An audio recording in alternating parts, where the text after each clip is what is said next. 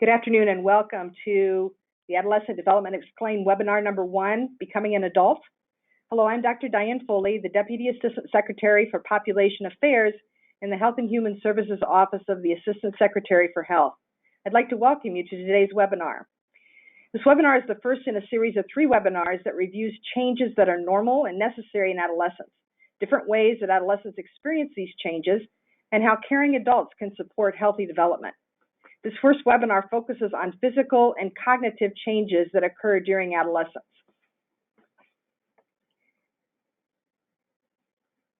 OPA has worked collaboratively with Drs. Philip Leaf and Beth Marshall from the Center for Adolescent Health at the Johns Hopkins Bloomberg School of Public Health to develop the Adolescent Development Explained as a website content based on updates to the seminal 1999 report called The Teen Years Explained. This updated content is available on the OPA website as web content and also as a downloadable PDF file.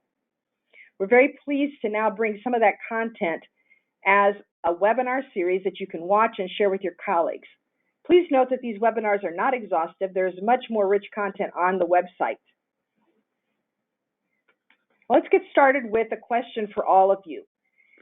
What questions do you have about the changes in the bodies and minds of adolescents? On this slide, we see some of the topics that were sent in before today's webinar. Thank you for sharing with us. Our speakers are going to address some of these issues during the webinar. Please continue to ask these questions using the question box or the chat function so that we can try to answer them at the end of the presentation. Now I'd like to welcome our first expert presenter, Dr. Beth Marshall. She is the Associate Director, the Center for Adolescent Health, and the Assistant Scientist in the Department of Population, Family, and Reproductive Health at the Johns Hopkins University Bloomberg School of Public Health. Dr. Marshall is going to speak about adolescence as a time of transition to adulthood and a period of great potential. Dr. Marshall, you are on. Thank you so much, Dr. Foley.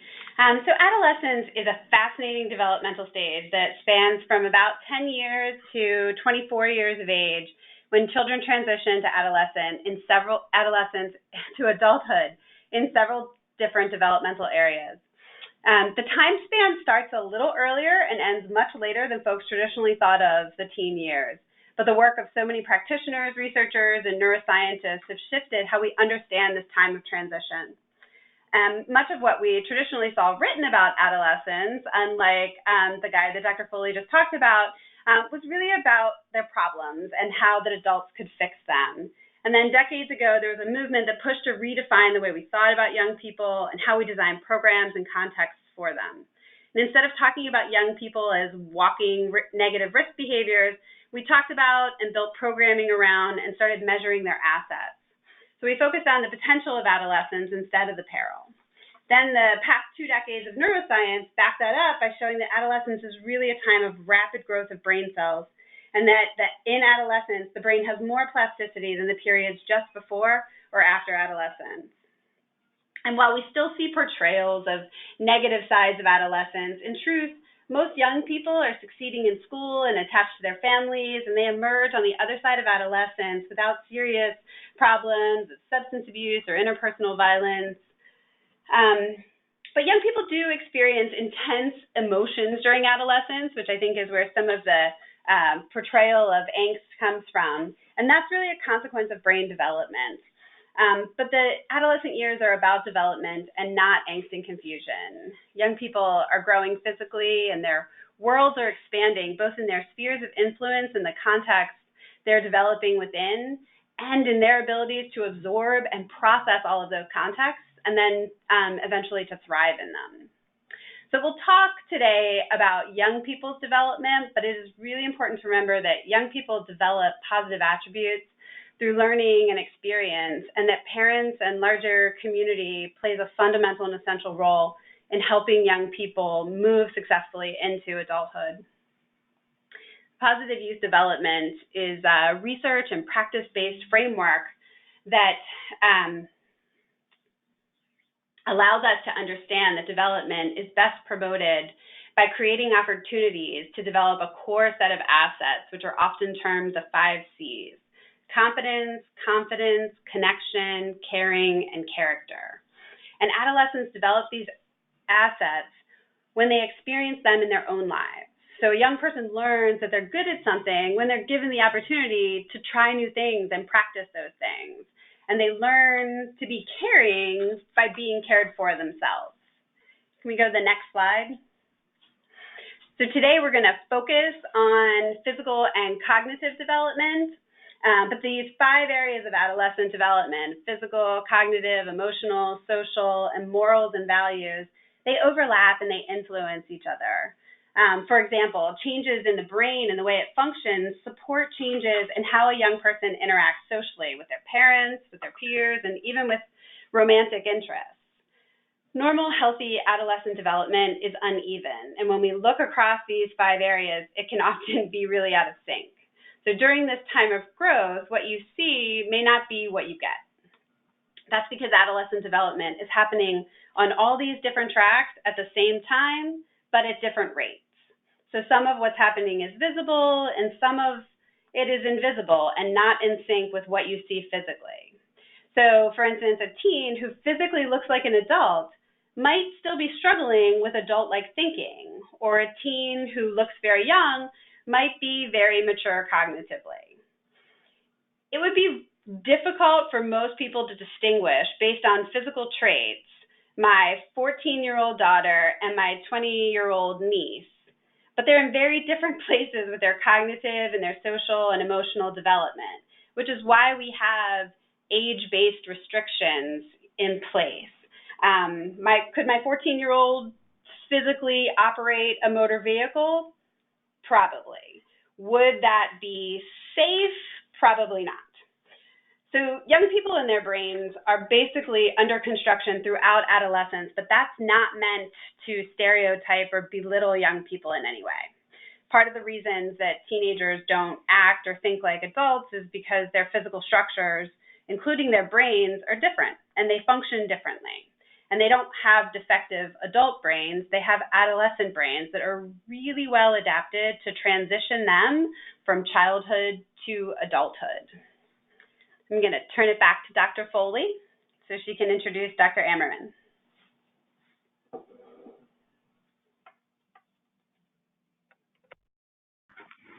Thank you so much, Dr. Marshall. I'd like to welcome our second speaker now, Dr. Seth Ammerman. Dr. Ammerman is the Adolescent Medicine and Addiction Medicine Specialist at the Alliance Medical Center in Healdsburg, California, retired clinical professor at Stanford University, and the founder of the Mobile Adolescent Health Services Teen Health Van Program at the Lucile Packard Children's Hospital, Stanford. Dr. Ammerman is going to speak to us about physical changes in adolescence. Dr. Ammerman? Hello. It's a pleasure to be part of this webinar series. As noted, I will be focusing on pubertal changes. And first, I'd like to let you all know that there's a range of timing of normal pubertal development. About 20% of youth start puberty earlier than their peers, as young as ages 8 to 9 in females and 10 to 11 in males. About 60% start puberty around the age of 10 in females and age 11 in males. And about 20% start later, around the age of 11 in females and 12 in males. Females typically start puberty sooner than males and also end their pubertal development sooner than males. For most females, the first sign of puberty is breast development. Less commonly, the development of pubic hair comes first. For most males, the first sign of puberty is testicular enlargement, not penile enlargement. Less commonly, too, is the development of pubic hair first. As healthcare providers, we assess pubertal development based on breast and pubic hair growth in females and testicle, penis, and pubic hair growth in males. Usually a female will start her period about 2 years after the onset of breast development. This is a sign of reproductive maturity. And it is common for periods to be irregular for the first couple of years after the onset of menstruation. The sign of reproductive maturity in males is having what are called nocturnal emissions, or in lay terminology, wet dreams, and that usually starts mid-puberty during male development. Both males and females have significant height and weight increases during puberty. About 25% of final height is put on during puberty, and on average, about 50% of final weight, though there are many factors that can lead to an adolescent being underweight, normal weight, or overweight. For females, the height growth spurt occurs early in puberty, and in males, late in puberty. So if you go into a sixth grade class, many females are taller than the males, but by eighth grade, this is reversed. Note that early developing females and late developing males are more likely to engage in risk-taking behaviors. This is in part due to the fact that others treat them by how old they look rather than their actual age. So an early developing female who is 12 but looks 15 will be treated differently by peers. Similarly, a late developing male who is 15 but looks 13 will also be treated differently by peers. So it's important to be sure during the time of pubertal development that the stage of development is the primary focus rather than age. Another important point is that most males and females have a similar amount of body fat pre-puberty. During puberty, on average, females double their percent body fat from about 12 to 24%, whereas males will decrease their percent body fat by 1 or 2%. This can be a big issue for females who may feel like they are getting, quote, fat, unquote. It's important to let females know that this is normal and expected and has nothing to do with being, quote, fat, unquote. Additionally, adolescents often have questions during this time of, am I normal? They may feel embarrassed or ashamed about their bodies and their development. So it's important to reassure them that they're developing normally. As you can see on the slide, the different factors that may affect the timing of pubertal development. Genetics is important in terms of early, usual, or late development. Exercise, physical activity, and nutrition play a role. Females who are overweight or obese are more likely to develop early and experience early menstruation, as an example. Chronic illnesses may delay pubertal development. Substance use mainly affects brain development, but use of steroids and other hormones may stunt the physical development. And the development in other areas you will hear more about in the next webinar. I'll now turn back to Beth.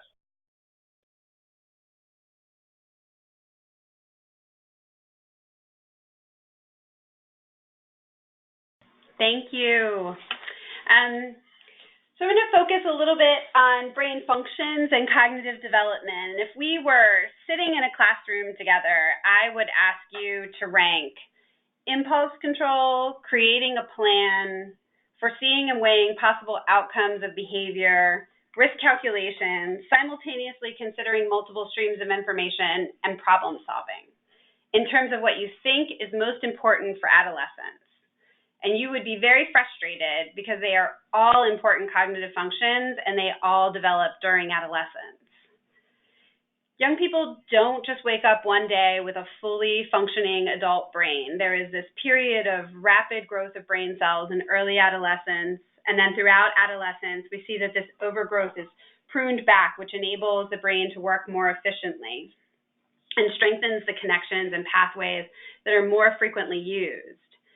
And again, the process of brain development is uneven, with different parts of the brain coming online or maturing at different rates. And we often think about brain development moving from the back of the brain to the front of the brain in terms of time.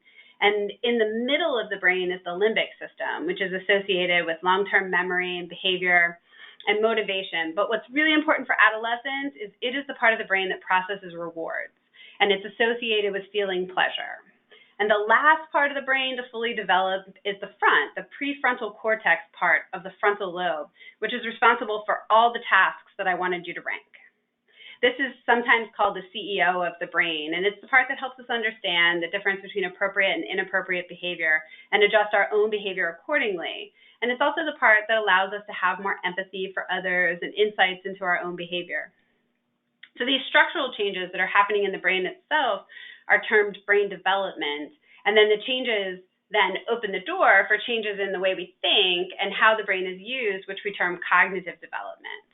And while this process can be uneven and can have some resulting frustrations for adults, and sometimes doesn't make sense, it's very well suited for helping adolescents make that transition again to adulthood.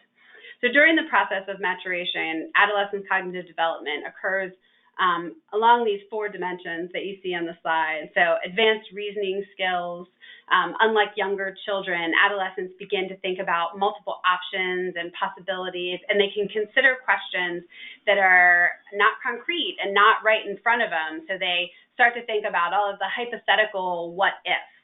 And if you've parented an adolescent in the early stages of this development, those hypothetical what ifs can be frustrating. Abstract thinking is another skill that, similar to the what ifs, it means that they're able to think about things that aren't right in front of them. They can't be heard or seen or touched. Concepts like faith and love and trust. And you can see where this would interact with the other pieces of development, like social development and development of your moral and value systems. Metacognition is another cognitive skill, and that's sort of your ability to think about thinking, or a young person's self-awareness. This is another place where we often think about adolescence as potentially having too much self-awareness, and that's as these skills come online, we tend to sort of be hyper-conscious of ourselves as young people. And then enhanced learning. The rapid growth in the brain and all these new synapses make the adolescent brain a learning machine. So it can absorb facts and ideas and skills like we haven't been able to before, and probably don't in the future once we have left the stage of adolescence. Can we switch to the next slide? So young people are unique, and while they're developing the same cognitive skills, those skills might be expressed differently, as we can see sometimes with different learning styles and abilities. Adolescence is also where we see more mental health diagnoses, which is based in part on brain development as well as hormones. But it's also where we see the most promise for treatment, largely due to the plasticity in our brains. Both sleep and experiences of trauma as well can impact both brain development and cognitive development. And through that, of course, risk-taking. Risk is what we're often interested in for adolescents, and the unevenness of that brain development is what sort of drives some of our risk-taking behavior. The limbic system, where we process rewards, is developed before the prefrontal cortex, which is responsible for thinking through the consequence. And this imbalance favors behaviors that are driven by emotion and response to incentives rather than rational decision-making.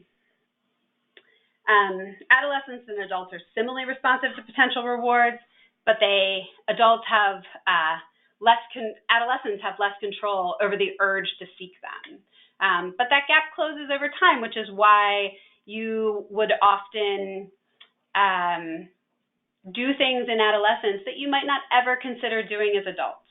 And even though we focus on risk reduction for adolescents, risk-taking in adolescence serves a purpose. And it's really important for young people to be able to take risks, because we want them to try new things, and we want them to try new schools and head off into the world. And without the ability to take risks, that would be very difficult for them to do.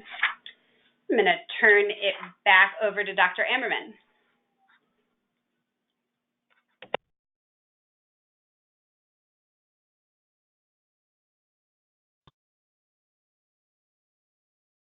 So there are many ways to help adolescents go through this process. One of the most important is to be a good role model. What you do is much more important than what you say. And by role modeling healthy behaviors and healthy approaches to your own life has a huge impact on adolescents doing well.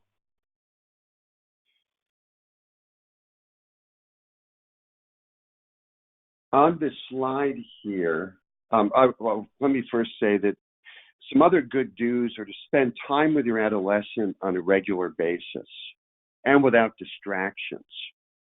A great time to do this is at a family dinner. At least weekly is recommended. No cell phones, TV, computers, etc. Just each of you talking about your day. Also include one-on-one fun activities with your adolescent. They really appreciate the time and attention you give them, and having fun together is great bonding. Let them know you're always willing to talk with them about what's on their mind, even if it's difficult or hard. And do admit when you don't know an answer, but let them know you'll check it out and get back to them. There are different types of parenting, and some of the best outcomes for adolescents are those who have parents who do set reasonable limits, but also allow reasonable choices. Being overly restrictive or too permissive is generally not as helpful. And let them know you love them on a regular basis. A couple of don'ts would be to don't criticize body shape or size. Rather focus on healthy habits and behaviors. And don't yell or scream or hit your adolescent for messing up. You're still in charge as a parent, and none of us would want whoever is our boss to yell or scream or hit us.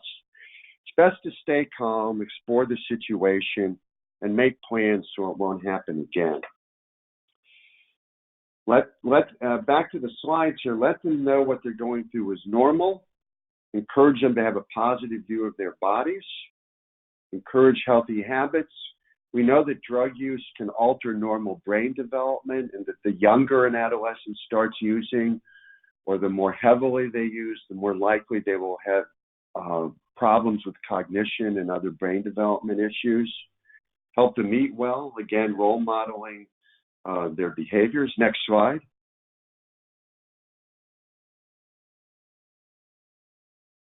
And asking them open-ended questions on these complex issues.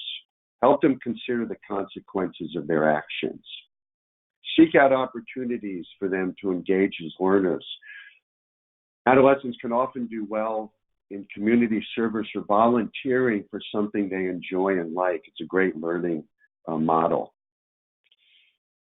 And adolescents with learning disabilities can do very well. And of course, promoting injury prevention. I'll turn it back over.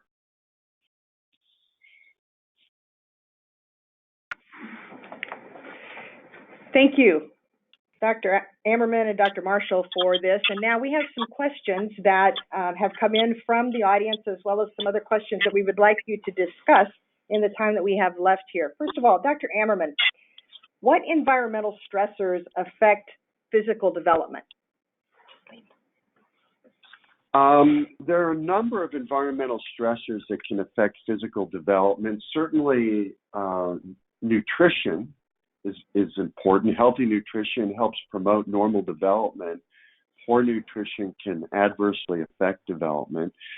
Same with physical activity. Regular and healthy physical activity helps promote normal development. A big issue is sleep. A lot of adolescents that we have seen don't get enough sleep, and this can actually affect normal development. Chronic illnesses, I already mentioned, can delay development, and chronic stress can also alter normal development. So that trying to help adolescents minimize stress or deal with stressful situations in a healthy way is very important. And of course, there are a variety of social determinants of health that can affect development. And the more secure an adolescent can feel at home and in their community, the more normal their development will be. Thanks for that question. So what you're saying then is if my teenager wants to sleep in till 10 o'clock on the weekends, it doesn't mean they're lazy. Correct.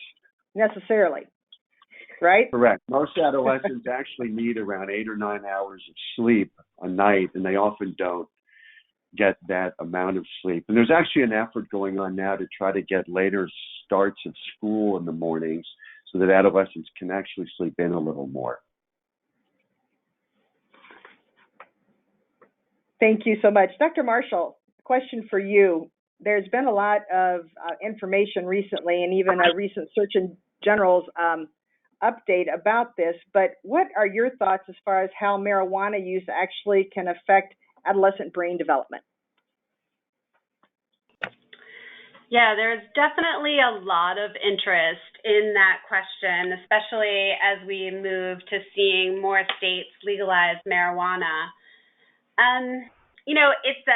It is not necessarily a cut and dry answer, which I feel like is what most researchers say about anything.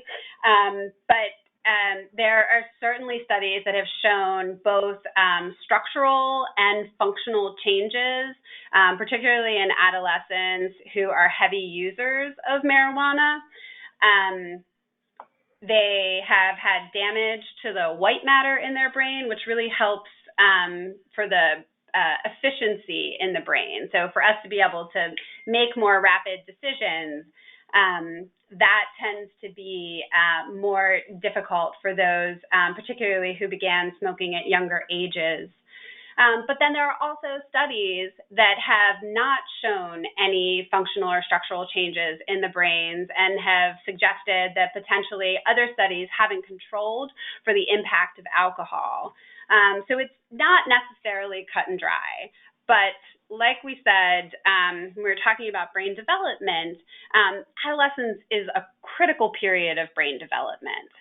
So the way that we highlight the 0 to 3 years in terms of brain development and how we want an enriching atmosphere for a young person's brain to develop in that time is what we want for adolescence as well, because we're seeing the same level of growth and development and pruning. And so it is very possible that what we will find in the end is that, marijuana during this developmental time period is detrimental.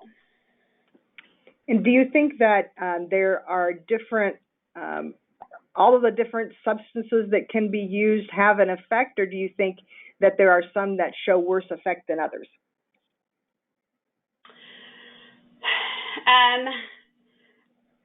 I think that certainly, like, substance use during this critical time period is going to impact young people. It's hard to tease out because substances do tend to cluster the impact of individual substances. Earlier studies also, folks looked at sort of trajectories of young people and when they began smoking. And whether their trajectory towards success in life sort of was altered because of substance use behavior. And again, it's hard to point out which substance that might be because those folks who are smoking marijuana are often engaging in other substances as well. Right. That makes it difficult too. And then also just the difference of the earlier that the adolescent is exposed to these, the increased likelihood of addiction, particularly later on as well. So not only difficulty with the brain development, but also the likelihood for addiction. Is that right? Yes. So the earlier that a young person begins to use substances, whether we're talking about marijuana, alcohol, or even nicotine, you have a higher propensity towards addiction later in life. Okay. Dr. Ammerman, are there any effects on the physical development of puberty from these substances that we know of? By and large, no. The vast majority of this physical development is going to be between the ages of 10 and 13 or 14. And substance use, fortunately, is uncommon in those ages.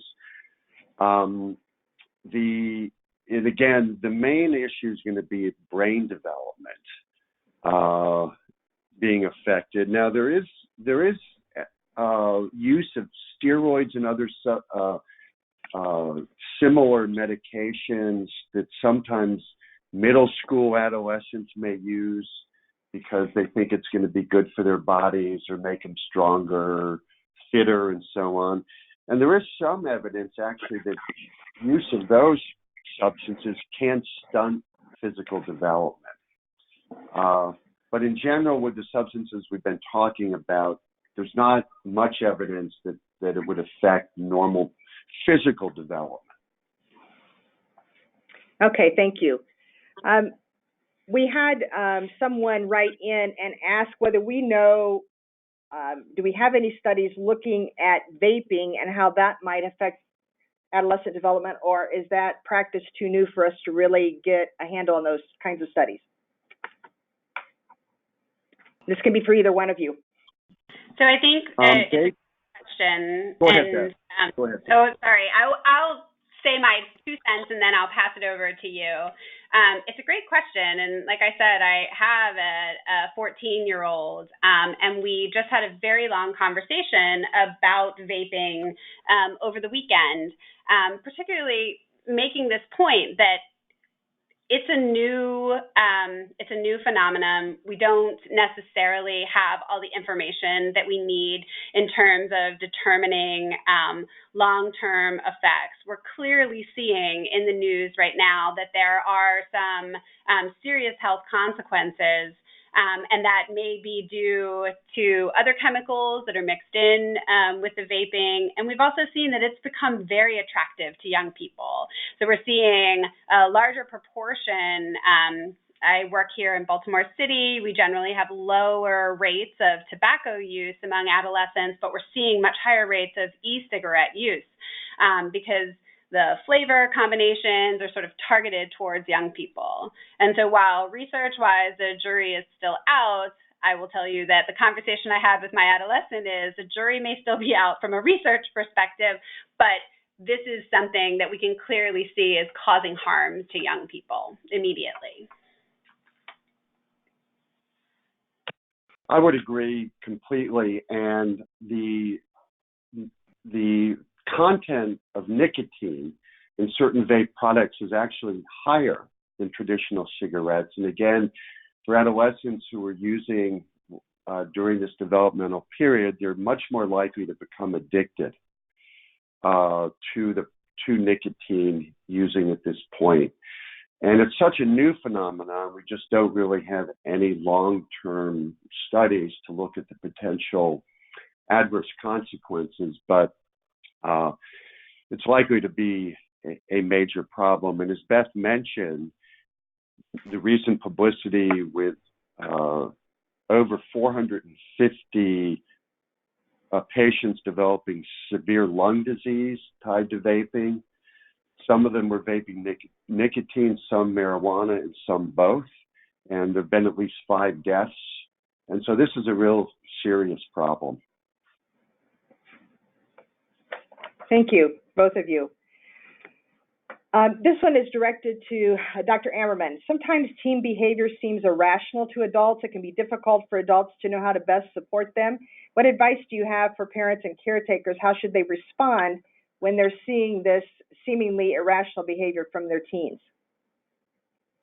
I think there are a few ways to respond. One would be to point out the possible consequences of this irrational behavior, and to let your teen know that you don't want him or her to suffer a potential negative consequence, which could be serious. When I talk with teens, I like to contextualize the behavior as much as possible, so that because a lot of teens, when they engage in these irrational behaviors, they may not suffer any negative consequences, and they're concrete thinkers and may not understand about long-term consequences. But most of my patients know someone, a peer, who has done something irrational, and it had some negative consequences. And so I like to contextualize it, say, well, great that you haven't, had any problems. But, what about your friend Johnny? He, just a common example, he got drunk and got sick. Now, that isn't so good, right? And that can start a conversation about the pros and cons of engaging in these behaviors. I would also add that discussing scenarios with adolescents can be very useful. So if they're going to parties, or if they're going to be driving, or just being with peers, and potentially things may come up, in advance discussing scenarios and how to handle these in a way that makes sense. And it's going to be more than one conversation for sure, but I think these can all be useful in helping adolescents understand how to be more rational in their behaviors. But again, yelling or screaming doesn't usually accomplish much at them. It's more having a rational discussion with them. Thanks for the question. Can I just add one thing onto that? We know that adolescents actually are pretty good at calculating risks. And so I think it's also important, like Dr. Ammerman suggested, to be very honest and clear with adolescents, because when we over-exaggerate the risks, they tend to see through us and then not take us for being open and honest with them. That's a good point. Thank you. I think it's interesting because when you're talking about not yelling and screaming back at them, that would be probably classified under adult irrational behavior as well, right? So we're responding with what we're not wanting them to do. I think another thing that I have noticed is that there are a lot of day-to-day examples, even sometimes on commercials that come up when you're watching television together, or in some of the sitcom types of things that come up that can be really amazing teaching moments to have conversations about this. I remember my kids, when they were teenagers, would sometimes refuse to watch something with me because we could never get all the way through it without having these teaching moments that seem to always come up. But I think that those types of things are also very, very important. Dr. Marshall, some members of our audience work with teen parents. And so when you have a teenager themselves going through development and then them becoming a parent, how does adolescent development in different stages affect their parenting skills? That's a great question. And I sort of want to jump back to being really clear that, as young people's brains are developing and their cognitive skills and their social and emotional skills are coming online, that's not to their detriment. That is a positive transition that they're going through, but they need support. And particularly if the young person is parenting, they'll need additional supports. So they, as most parents will recognize, they will have periods of extreme stress because parenting is a stressful endeavor. And stress tends to inhibit our ability to make good, rational decisions. So a really strong support system for teen parents is really important, and helping them sort of practice those newly formed skills, practicing those cognitive skills by doing behavioral rehearsals, practicing those social and emotional skills by helping young people sort of name the emotions that they're feeling. Parenting of young children is frustrating, and teen parents need to know that it can be frustrating, and that's not something that they're experiencing alone. So a really strong support system for young people who are parenting is crucial to supporting both their own adolescent development and their ability to foster the development of their own young person. That's great. Thank you. Dr. Ammerman, a question came in about the pubertal development as far as growth and physical development and the effect that energy drinks might have on that. Are you aware of any studies or thoughts about energy drinks affecting physical development? As far as actually affecting physical development, there's not a lot of evidence that it has an impact. Definitely, of course, the energy drinks typically have a lot of caffeine, and caffeine can, particularly again in younger adolescents or who are going through this developmental process, can affect their cognitive function somewhat, and sometimes cause them to get hyper and overexcited, which isn't necessarily good, of course. But in terms of actually affecting the physical development, I'm not aware of any particular studies that have demonstrated that. Thank you. Dr. Marshall, do you have anything to add to that from the cognitive brain development side? Not from the brain development side, but the energy drinks also include typically a ton of sugar, beyond the amount of sugar that we want for young people for ideal growth and development. So that's important to keep in mind as well. Okay, thank you. Dr. Ammerman, you had mentioned, and both of you mentioned a little bit, the effects of the social determinants of health on development. And I wonder, we've had a couple of questions that are asking for a little bit more clarity on where you see the social developments of health affecting the physical development during adolescence and then also the cognitive development. So maybe, Dr. Ammerman, you could start with that. Sure. So, for example, I've worked a lot with underserved youth, those with low income or poverty, and certainly that is just in and of itself can be chronically stressful. If you have food insecurity, or in terms of nutrition, you're basically just eating a lot of junk food, and high sugar, high fat food that's not going to be healthy for physical development. If there's chronic stress, again, that can cause problems. So in these ways, focusing on, social determinants of health is important, because the more positive the environment, the more positive the developmental outcome, including physical and pubertal development, will be. I'll turn it over to Beth.